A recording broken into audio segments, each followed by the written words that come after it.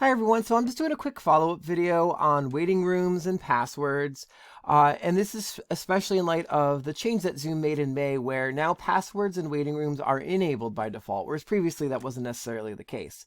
So, earlier in the year, I may have done a video like this telling you how to enable these things by default if you wanted to do them. And now I'll tell you how to disable them within a meeting or by default if you would like to.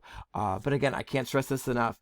Whether or not you use the password, I think is neither here nor there. It is useful, but also it's not going to cripple your class's security. However, but it's still probably a good thing to use. However, with that being said, the waiting room is critical. It is your first and best line of defense if someone, is in your room wreaking havoc for some reason. You just click the button and boot them out, as the video tutorial showed. So I'm looking at a meeting that I've got scheduled, right? And you click on the meeting, and I'm going to edit this. So I hit Edit Meeting.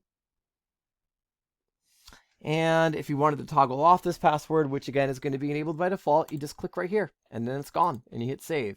Ditto for the Enable Waiting Room. There it is. Real easy. And you follow a similar process if you would like to, turn these off by default. You go to Settings, Meeting, Security, require a password when scheduling new meetings. You can turn it on and off. Sorry, I was messing with this earlier.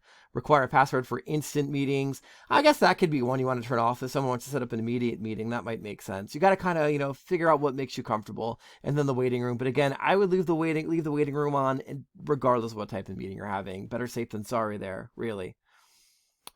Okay, thank you very much. That's that video.